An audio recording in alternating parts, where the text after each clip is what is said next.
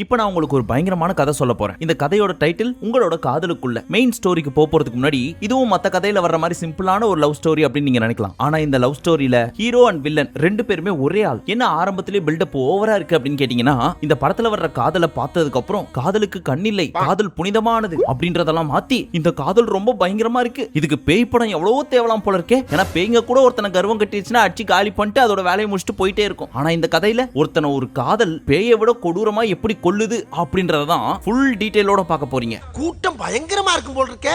வெளியில Housefull board போட்டாங்களோ? So ஆரம்பிக்கலாமா? இந்த கதையில தனுஷோட பெயர் சங்கர் குருக்கல். இவர் இந்தியன் ஏர்ஃபோர்ஸ்ல ஃளைட் லெப்டினன்ட்டா இருக்காரு. அப்படின்னா என்ன புரியுற மாதிரி சொல்லுன்னு கேட்டீங்கன்னா, நம்ம ரோட்ல எல்லாம் பெட்ரோலை பார்த்திருப்பீங்க. அந்த மாதிரி நம்ம இந்தியாவோட வானத்துல ஒரு பெட்ரோல் வேணும் இல்லையா, அந்த மாதிரியான ஒரு பைலட்னு வச்சுக்கோங்க. அப்படிப்பட்ட ஒருத்தர் வானத்துல பெட்ரோல் போயிட்டு இருக்கிறப்போ சந்தேகப்படுற மாதிரி ஃளைட்டர் ஜெட் நம்மளோட இந்தியன் எல்லைக்குள்ள வருது. அது ஒரு சைனீஸ் ஏர்கிராஃப்ட். அவங்க வர்ற நோக்கத்தை பார்த்தா ஏதோ பெருசா பிளான் பண்ணி நம்மள அட்டாக் பண்ண போறாங்க அப்படின்றதை இவர் முன்கூட்டியே கணிச்சு, சோ இப்போ நம்ம தனுஷ் என்ன பண்ணணும், ஆஸ் பர் புரோட்டோகால் அவங்களுக்கு ஒரு வார்னிங் கொடுக்கணும், கமாண்டருக்கு இன்ஃபார்ம் பண்ணணும். ஆனா நம்ம தனுஷ் என்கின்ற சங்கர் அதை ஃபாலோ பண்ணல. எங்க ஏரியாக்குள்ளே வந்துட்டியா நீ, உன்னை நான் சும்மா விட மாட்டேன்டா அப்படின்னு கோவப்பட்டு எந்த ஒரு புரோட்டோகாலையும் ஃபாலோ பண்ணாம பயங்கரமான கோவத்தோட ஒத்த ஆளா போய் சண்டைக்கு நிக்கிறாரு. நீ எங்க எல்லைக்குள்ள வந்திருக்கவே கூடாது, வந்துட்ட மரியாதையே திரும்ப போயிரு, இல்லனா என் உயிரே போனாலும் பரவாயில்லன்னு உங்களை சுட்டு கொன்னுருவேன் அப்படின்னு பயமுறுத்துறாரு. இதை கேட்ட அவங்க ஐயோ இவர் பயங்கரமான ஆளா இருக்காரே அப்படின்னு திரும்ப போயிடுறாங்க. ஆனா கீழ இருக்க கமாண்டர்ஸ் எல்லாருமே, சங்கர் நீ எல்லையை மீறி போயிட்டு இருக்க, இது அவங்க நாட்டுக்கும் நம்ம நாட்டுக்குள்ள ஒரு பெரிய பிரச்சனை கிரியேட் பண்றோம், தயவு செய்து வந்துரு, மத்தத நாங்க பாத்துக்கிறோம் அப்படின்னு என்ன சொன்னாலும் அதெல்லாம் என்னால கேட்க முடியாது, என்ன ஆனாலும் பரவாயில்ல, அவன் ஊர் பக்கமே திரும்ப அனுப்பாம நான் கீழே வர மாட்டேன் அப்படின்னு அட்டம் புடிச்சிட்டு திருப்பி அமிச்சிட்டு அதுக்கப்புறம் தான் கீழே வந்தாரு. உடனே அவரை பார்த்த கிரவுண்ட் கேப்டன், உனக்கு என்ன தைரியம் இந்த மாதிரி ஒரு வேலையை பண்ணிருக்க, இது என்ன தைரியம் நினைச்சிட்டு இருக்கியா, இது சரிப்பட்டு வராது, நீ இப்ப போய் ஒரு கவுன்சிலரை பார்த்து சைக்காலஜிக்கல் எவாலுவேஷனை கிளியர் பண்ற வரைக்கும் உன்னை நான் கிரவுண்ட் பண்றேன் அப்படின்னு உட்கார வச்சிருக்காரு. இதை கேட்ட தனுஷ்க்கு பயங்கர கடுப்பு. அது என்ன கிரவுண்ட் பண்றேன் அப்படின்னு கேட்டா, ஒரு முக்கியமான போருக்கோ இல்ல அதிபயங்கரமான சம்பவத்துக்கெல்லாம் இதுக்கப்புறம் இவர் போக மாட்டாரு. அப்படியும் போகணும் அப்படின்னா அந்த எவாலுவேஷனை கிளியர் பண்ணணும். அது என்ன எவாலுவேஷன் அப்படின்னு கேட்டீங்கன்னா, ஒரு கவுன்சிலர் வந்து நீ இப்படி இருக்கணும் அப்படி இருக்கணும், இங்கெல்லாம் கோவப்படக்கூடாது, பொறுமையா இருக்கணும், அப்படிலாம் நீ இருக்கியா இல்லையா அப்படின்னு சொல்லி எவாலுவேட் பண்ணி, ஓகேப்பா இவன் கரெக்டா தான் இருக்கான், இப்ப அனுப்பிச்சிடலாம் அப்படின்னு ஒரு சைன் போட்டு கொடுத்ததுக்கு அப்புறம் தான் அது அவர் கிளியர் பண்ணுவாரு. அதுக்கப்புறம் தான் கோவப்பட்ட கேப்டன் மேல அனுப்புவார். எது மேல அனுப்பிச்சிருவாரா அப்படின்னு பயப்படாதீங்க, சண்டை போடுறதுக்கு ஃளைட் ஜெட் எடுத்துட்டு கிளம்புறதுக்கு அனுப்புவாரு அப்படின்னு சொல்ல வந்தேன். நீ அப்படி வரியா? இப்போ இந்த ஃபைல் எங்க போகுது அப்படின்றது தான் படத்தோட ட்விஸ்ட். சோ இது அப்படியே ஓரம் வைங்க. இப்போ இந்த படத்தோட ஹீரோயின் அண்ட் வில்லன் கிருத்தி சனோனோட என்ட்ரி. என்னப்பா பொசுக்குன்னு கதையை சொல்லி சிம்பிளா முடிச்சிட்டு ஆரம்பத்திலேயே வில்லி அப்படின்னு சொல்லி அப்படின்னு கேட்டீங்கன்னா, அவங்க இந்த படத்துக்கு ஹீரோயினும் கிடையாது வில்லியும் கிடையாது. அவங்க யாருன்றத முடிவு பண்ண போறது நீங்க தான். சோ படத்தை பார்த்து முடிச்சிட்டு கிளைமேக்ஸ்ல சொல்லுங்க அவங்க ஹீரோவா ஹீரோயினா வில்லியா அப்படின்றத. இப்போ நம்ம ஹீரோயின் பிரெக்னெண்டா இருக்காங்க. ஆரம்பத்திலேயே வாந்தி, அதுவும் ரத்த வாந்தி. இதெல்லாம் எதுக்காகன்னு கேட்டீங்கன்னா, பயங்கரமான குடிகாரி இவங்க, குடிச்சு இப்படி ஆயிட்டாங்க. இவங்களோட ரோல் என்ன அப்படின்னு கேட்டீங்கன்னா, மிலிட்டரியோட சைக்காலஜிஸ்ட். அப்பேற்பட்ட இவங்கள்ட்ட தான் நம்ம தனுஷோட ஃபைல் போய் சேருது. இப்ப கிருத்தி அந்த ஃபைலை ஓபன் பண்றாங்க. மேல பாஸ்போர்ட் சைஸ் போட்டோ. அது யாருன்னு பார்த்தா தனுஷ். அத பார்த்த உடனே ஷாக் ஆகி கையெல்லாம் நடுங்க ஆரம்பிச்சிருச்சு. சங்கரா அப்படின்னு ஒரு 10 நிமிஷம் ஸ்டன் ஆகி நிக்கிறாங்க. சரி இந்த கேஸை நானே ஹேண்டில் பண்றேன் அப்படின்னு ஃபைலை தூக்கிட்டு 9 மாச கர்ப்பத்தோட லே லடாக் கேள்விப்பட்டிருக்கீங்களா, அங்க போறாங்க. இப்பதான் பிளாஷ்பேக் ஆரம்பிக்குது. சுமார் 7 வருஷத்துக்கு முன்னாடி நடந்த விஷயங்கள் எல்லாமே மறக்கணும்னு நினைக்கிறாங்க. ஆனா அதெல்லாம் திரும்ப ரீகால் ஆகுது. அப்படி என்ன நடந்துச்சு அப்படின்னா, இந்த இடம் தான் தெரியல இடம், மனசை தேத்திக்கங்க, பயந்துறாதீங்க. நான் பயப்படல, நீ தைரியமா சொல்லு. அப்பதான் சங்கரோட இன்ட்ரோ. ஒருத்தனை போட்டு காலேஜ்ல அடி நடிச்சிட்டு இருக்காரு. இவர் ஒரு பயங்கர கோவக்காரரு, ஷார்ட் டெம்பர், ரொம்ப டாமினேட் பண்ற கேரக்டர். இது எல்லாத்தையும் தாண்டி டெல்லி யூனிவர்சிட்டியில ஸ்டூடெண்டோட பிரசிடென்ட் இவர். ஆனா நம்ம கிருத்தி சனோன் ஒரு காமான புத்திசாலியான மனுஷங்களோட சைக்காலஜியை புரிஞ்சு அதை நோண்டி நொங்கெடுத்தவங்க. ஆனா இவங்களோட ப்ரொஃபசர்ஸ் ஆமா பெருசா கீச்சாய்வ தில்ல இருந்தா தோனிக்கிறான் பார், அவனை திருத்து பாப்போம், அவன் ஒரு பயங்கரமான முரடன், அவனை சரி பண்ணு பாப்போம் அப்படின்லாம் சொல்ல காட்டுறேன் திருத்தி காட்டுறேன் அப்படின்னு இவரை வச்சு ரிசர்ச் பண்ண ஆரம்பிக்கிறாங்க. இந்த 7ஆம் அறிவு படம் பாத்துட்டீங்களா, அதுல நம்ம ஸ்ருதிஹாசன் சூர்யாக்குள்ள இருக்க போதி தர்மரை வெளியே கொண்டு வர போறேன் டிஎன்ஏ வச்சு, அதுக்காக தீசிஸ் பண்றேன் அப்படின்னு சொல்லிட்டு ஒரு வேலை பண்ணுவாங்க பாத்தீங்களா, அந்த மாதிரி தான் இவங்களும் பண்றாங்க. அதுல தனுஷுக்கு இவங்க மேல லவ் வருது. ஆனா இவங்க அவரை கேஸ் ஸ்டடியா தான் பாக்குறாங்க. அதாவது லேப்ல கருப்பாம்பூச்சி தவக்கலை எல்லாம் வச்சு கட் பண்ணி நம்ம ப்ராஜெக்ட் பண்ணுவோம் தெரியுமா, அந்த மாதிரின்னு வச்சுக்கோங்களேன். இப்ப இவர் கோவப்படுறாரு, அவங்க சாந்தப்படுத்துறாங்க, ஆனாலும் இவர் கோவப்படுறாரு. அதுக்கப்புறம் கட்டி பிடிச்சி கோவப்படாத, காம் டவுன் ப்ளீஸ், நான் உன்னை மாத்துறதுக்கு எவ்வளவு ட்ரை பண்ணிட்டு இருக்கிறேன், எனக்காக கொஞ்சம் ஒத்துழைப்பா அப்படிலாம் சொல்ல இவ்வளவு அழகான பொண்ணு நமக்காக இவ்வளவு பண்றா, அவளுக்காக இது கூட பண்ணக்கூடாதா, சரி என் கோவத்தெல்லாம் விடுறேன், பொறுமையா இருக்கேன் அப்படின்னு அழக பார்த்து மயங்கி லவ்வும் பண்ண ஆரம்பிக்கிறாரு இவரு. ஆனா அந்த சைடுல இருந்து அந்த தவக்கலை எப்படி கட் பண்ணு, அதை அப்படியே பிளட் டெஸ்ட் பண்ணு அப்படின்ற மாதிரி ரிசர்ச் மெட்டீரியலா தான் இந்த பீஸை பார்த்துட்டு இருக்காங்க. அக்கா இல்லையா?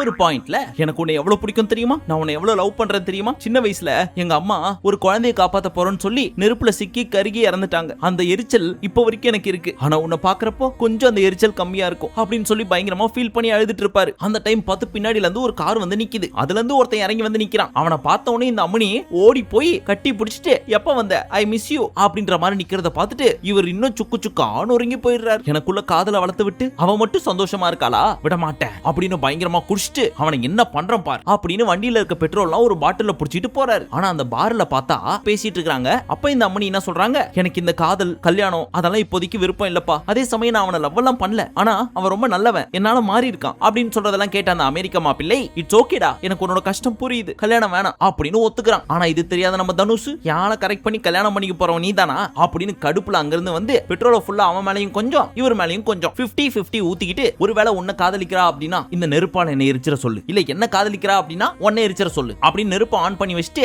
பூச்சாண்டி காமிச்சிட்டு இருக்காரு. இத பார்த்தா அந்த அமெரிக்க மாப்பிள்ளை பேண்ட்லயே ஒண்ணுக்கு போற அளவுக்கு பயங்கரமான பீதியில இருக்காரு. ஆனா இப்படி சொன்ன நம்ம தனுஷ் ரொம்ப நல்லவர், ரிசல்ட் எனக்கு இப்பவே வேணும், எரிச்சு முடிச்சு விடு அப்படின்னு அப்பவே ஆன்சரை கேட்காம வணக்கம் போட்டு அப்போதைக்கு கிளம்பி போயிட்டாரு. அதுக்கப்புறம் ரொம்ப ஃபீல் பண்ண நம்ம ஹீரோயின் ஹீரோ வீட்டுக்கு போறாங்க. போய் பார்த்தா அப்பா அண்ட் ஃப்ரெண்டோட சேர்ந்து உட்காந்துட்டு மொச்சக்குன்னு சாப்பிட்டுட்டு இருக்காரு நம்ம ஹீரோ. அப்ப என்ன பேசுறதுன்னே தெரியாம நான் உன் மேல நீ என் மேல அப்படின்னு இவங்களே எடிட் பண்ணி பேசிட்டு இருப்பாங்க. சோ இத அரையும் குறையுமா பார்த்தா அப்பா புள்ள அண்ட் ஃப்ரெண்ட் 3 பேரும் லவ் தான் அப்படின்னு கன்ஃபார்ம் பண்ணிட்டு மனசுக்குள்ள பட்டாம்பூச்சியை பறக்க விட்டுட்டு இருப்பாங்க. அப்ப நம்ம ஹீரோயின் என்ன சொல்லுவாங்க, நீ எங்க அப்பாட்ட வந்து பேசு அப்படின்னு ஒரு வார்த்தையை சொல்லவும் ரைட்டு நம்ம ஆளுக்கு நம்ம மேல காதல் வந்துருச்சு அப்படின்னு சொல்லிட்டு ஒரு பாட்டை போட்டு டான்ஸ் ஆடுறது மட்டும் இல்லாம சூப்பரான ஷாப்பிங் எல்லாம் பண்ணி விதவிதமாய் வித்தியாசமாயின்னு ட்ரெஸ் எல்லாம் போட்டு பார்த்து அந்த துணி கடைக்குள்ளேயே ரிகர்சல் எடுத்துட்டு இருக்காங்க. எப்படி போய் மாமனாரை அப்ரோச் பண்ணலாம், சம்பந்தி அப்ரோச் பண்ணலாம் அப்படின்ட்டு. அதே மாதிரி அடுத்த நாளும் ஆகுது. ஆனா நம்ம தனுஷ் மட்டும் தனியா போறாரு அப்பா கிட்ட பொண்ணு கேட்க. அங்க போய் பார்த்தா அப்பா என்ன தெரியுமா சொல்றாரு, தம்பி உன் ஸ்டேட்டஸ் என்ன என் ஸ்டேட்டஸ் என்ன, நான் யாரு தெரியுமா, IAS ஆபீசர், எனக்கு கீழே எத்தனை பேர் வேலை செய்யறாங்க தெரியுமா, நீ எல்லாம் எந்த தைரியத்துல வந்து என்கிட்ட பொண்ணு கேட்கற, என்ன சம்பாதிக்கிற, ஒண்ணும் இல்ல சார்,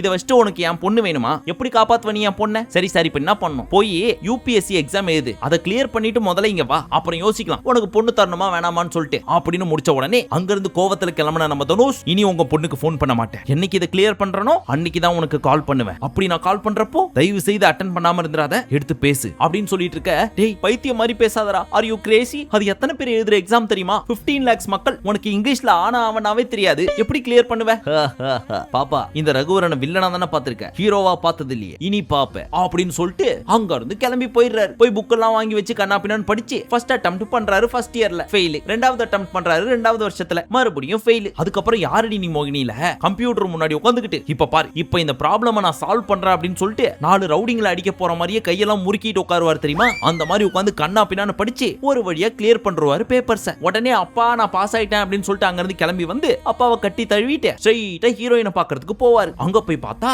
எனக்கு கல்யாணம், இவன் தான் என்னோட மாப்பிள்ளை அப்படின்னு நிப்பாங்க இவங்க.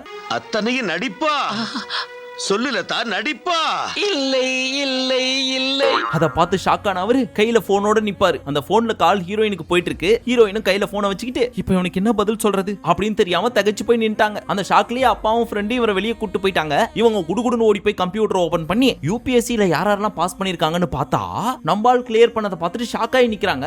My god, this is medical miracle, எப்படி இவன் பாஸ் பண்ணா அப்படின்ற ஆச்சரியத்துல என்ன பண்றதுன்னே தெரியாம உட்கார்ந்துட்டு இருக்காங்க. பட் இந்த 3 வருஷத்துல இந்த பையனை எங்க புடிச்சாங்க அப்படின்னு கேட்டா ஃபர்ஸ்ட் ஆஃப் ஆல் இந்த பையன் இவங்க படிச்ச அதே காலேஜ்ல லெக்சரரா இருந்தாரு. அதுக்கப்புறம் US போனாங்க இல்லையா, அங்க போய் இவங்களுக்குள்ள காதல் பட்டாம்பூச்சி பறக்க ஆரம்பிச்சிச்சு. அததான் இங்க அனௌன்ஸ் பண்ற டைம்ல இந்த மாதிரி ஆயிப்போச்சு. அப்ப தனுஷ லவ் பண்ணவே இல்லையா அப்படின்னு கேட்டீங்கன்னா இருங்க அவசரப்படாதீங்க, வரேன். இப்ப நம்ம தனுஷ் கையில பெட்ரோல் வெடிகுண்டோட 5-6 பாட்டில் எடுத்துட்டு நைட் ஹீரோயின் வீட்டுக்கு வராரு. அங்கேயா பயங்கரமான ஃபங்க்ஷன் போயிட்டு இருக்கு. சோ கோவத்துல நம்ம தனுஷ் எல்லா பெட்ரோல் வெடிகுண்டையும் தூக்கி போட்டு எரிக்கிறாரு. அங்க நம்ம சைக்காலஜிஸ்ட் ஹீரோயின் காம் டவுன் கோவப்படாதீங்க அமைதியா இருங்க அப்படிலாம் கட்டி தழுவி தனுஷ காம்ப்ரமைஸ் பண்றாங்க.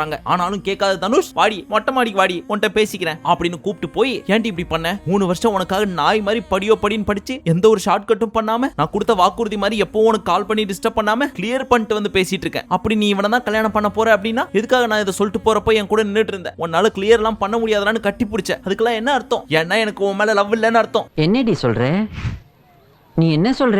ஒரு செகண்ட் கூட என் மேல லவ் இல்லையா? இல்லை கோபால், இல்லை அப்படின்னு நின்னுட்டு இருக்காங்க அவங்க. அப்ப ஏன் இதை நீ அன்னைக்கே சொல்ல? அதை சொல்லாம தான் வீட்டுக்கு வந்தேன். அப்போ லவ் ஃபீலோடவே பார்த்த பேசினேன். சரி நீ எங்க அப்பாட்ட வந்து பேச சொன்னேன். என்னால உன்னை ரிஜெக்ட் பண்ண முடியல, ஏன்னா ரிஜெக்ஷனை நீ ஏத்துக்க மாட்டே அப்படின்னு. ஆனா அப்பவும் நான் கிளியர் பண்ண போறேன், கிளியர் பண்ணிட்டு வந்து உங்க பொண்ணை கல்யாணம் கட்டிக்கிறேன் அப்படின்னு ரிவெஞ்ச் எடுத்துட்டு போறேன். சரி எப்படியும் கிளியர் பண்ண மாட்டான், 3 வருஷத்துல நம்மள மறந்துட்டு இருப்பான்னு நினைச்சிட்டு கல்யாணம் பண்ணலான்னு பார்த்தா இப்ப இப்படி வந்து நிக்கிற. நான் என்ன பண்றது? உன் காரணம் என்னால ஏத்துக்க முடியல, எனக்கு உடம்பெல்லாம் பழைய மாதிரி எரியுது, எப்படியாவது அணைக்கிறியா? உன்னை என்ன கொன்னுரு, இல்ல என்ன ஏத்துக்கோ, இல்ல வா 2 பேரும் சேர்ந்து செத்துப்போம், எது பண்ற அப்படின்னு கேட்க, என்னால உன்னை கொல்ல முடியாது, நீயே என்ன குத்தி கொன்னுரு அப்படின்னு சொல்ல என்ன பண்றதுன்னே தெரியாம கடுப்புல நடந்து போயிட்டு இருக்காரு. ஹீரோயினோட அப்பாவும் போலீஸ்ட்ட சொல்லி இவரை முட்டிக்கு முட்டி தட்டி ஜெயிலுக்குள்ள போட்டு வச்சிடறாரு. சோ ஹீரோட அப்பா அங்க இருந்து வந்து எல்லார் காலையும் விழுந்து என் பையனை விட்டுருங்க அப்படின்னு கெஞ்சினதுக்கு அப்புறம் சரி போ, இனி டெல்லியில உன்னை எங்கேயுமே பார்க்க கூடாது, ஊரை விட்டு ஓடி போயிடணும் அப்படின்னு அமுச்சு விட்டுறாரு. சோ ஜெயில இருந்து பையனை கூட்டு போலான்னு பார்த்தா அடி மொரட்டடி அடிச்சு வச்சிருக்காங்க நம்ம ஹீரோவை. அதை பார்த்து அப்பாக்கு எவ்வளவு கஷ்டமா இருக்கும். சோ அப்படியே கையோட கூட்டு போய் வாப்பா எதுக்கு பாவனுக்கு இதெல்லாம், சின்ன வயசுல நீ ஏரோப்ளேனுக்கு ஆசைப்படுவ, அப்பாவால அதுல கூட்டு போக முடியாது, ஆனா என்கிட்ட ஒரு சைக்கிள் இருந்துச்சு, அதுல உன்னை உட்கார வச்சுக்கிட்டு ஃபாஸ்டா ஓட்டிட்டு போவேன். அதை பார்த்ததுக்கு அப்புறம் அப்பா ஃபாஸ்டா போப்பா அப்படின்னு சொல்லுவேன். சரி நானும் ஃபாஸ்டா போவேன். அப்பா இன்னும் ஃபாஸ்டா போப்பா அப்படின்னு மறுபடியும் சொல்லுவேன். நானும் உசுர கொடுத்து ஓட்டுற ஓட்டல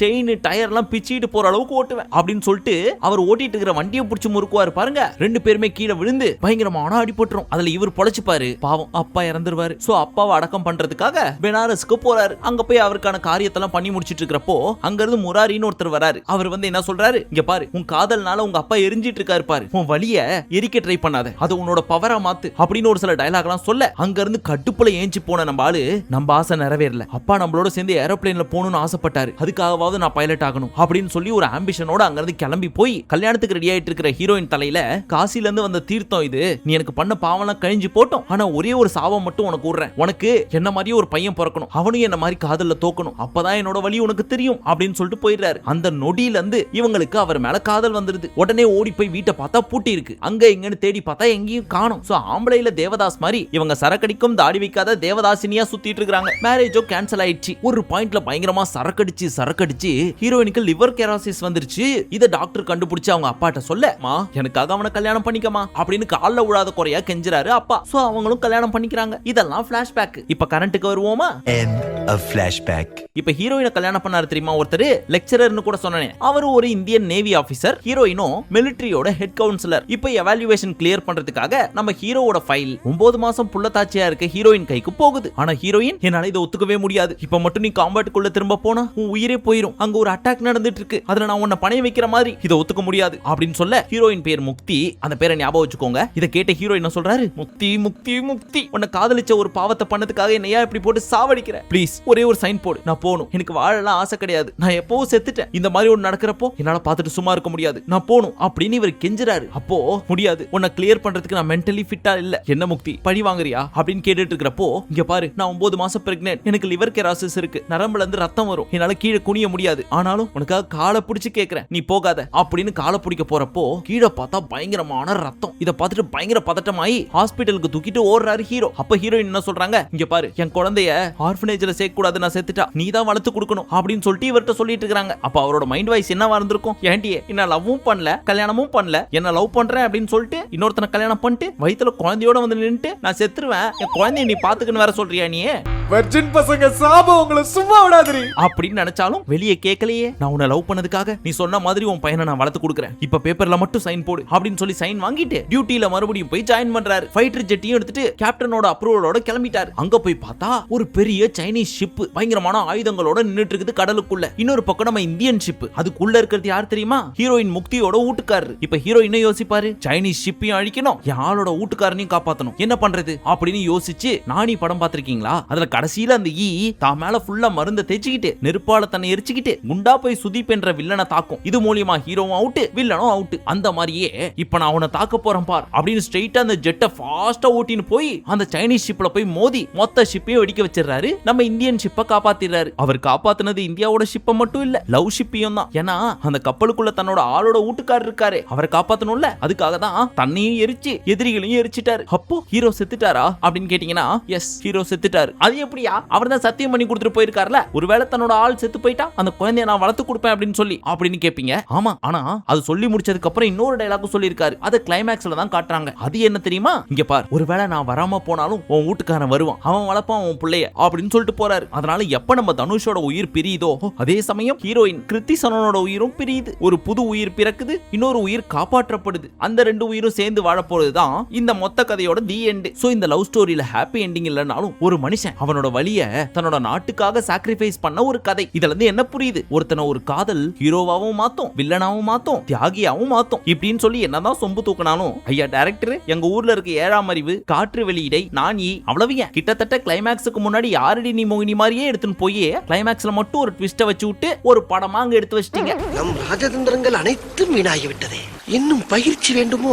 அதையே இங்க எடுக்காம அங்க போய் எடுத்திருக்கீங்க அப்படின்னு கேட்டா உங்க ஊர்ல மக்கள் ஒத்துக்க மாட்டாங்க, ஆனா இந்தி மக்கள் இதை ஒத்துப்பாங்க அப்படிங்கிறாரு. பட் ஜோக்ஸ் அபார்ட், உண்மையை சொல்லணும் அப்படின்னா நம்ம தனுஷும் சரி கிருத்தி சனோனும் சரி இன்னாமா நடிச்சிருப்பாங்க தெரியுமா படத்துல? சான்ஸே இல்ல. அந்த ஊர் மொழி தெரியாம மனுஷன் சும்மா பிரிச்சிருப்பாரு. டயலாக்ஸ் எல்லாம் கூட தமிழ்ல கிடையாது, ஹிந்திலேயே சும்மாவா தூக்கி கொடுத்திருப்பாங்க இவங்க ரெண்டு பேருக்கு நேஷனல் அவார்டு. சரி, இந்த படம் பார்க்காதவங்களுக்கு கதை புரிஞ்சா, நான் சொன்ன விதம் பிடிச்சிருந்துச்சா, இந்த மாதிரி நிறைய கதை கொட்டி கிடக்கு, அதெல்லாம் ஜாலியா ஃபன்னியா பார்க்கணும் அப்படின்னு நினைச்சீங்கன்னா எந்த படம் வேணும், எவ்வளவு ஃப்ரீக்வெண்டா வேணும் அப்படின்றத கமெண்ட் செக்ஷன்ல சொல்லுங்க. ஏன்னா எனக்கும் கதை சொல்றது ரொம்ப பிடிக்கும். அது உங்களுக்கு பிடிச்ச மாதிரி ஃபன்னியா சொல்ல இன்னும் ரொம்ப பிடிக்கும். உங்களுக்கு இந்த வீடியோ பிடிச்சிருந்துச்சுன்னா அதை லைக் மூலியமா தெரிவிங்க. அதை பார்த்து நானும் சந்தோஷப்பட்டுப்பேன்ல. அண்ட் இந்த மாதிரி நிறைய நீங்க பார்க்காத மூவிஸ்லாம் ஜாலியா ஃபன்னியா தமிழ்ல பார்க்கணும் அப்படின்னு நினைச்சீங்கன்னா மறக்காம நம்ம சேனலுக்கு சப்ஸ்கிரைப் பண்ணிக்கோங்க. மீண்டும் உங்களை அடுத்த சூப்பரான மூவியில் சந்திக்கும் வரை நன்றி, வணக்கம், நமஸ்தே, நமஸ்கார்.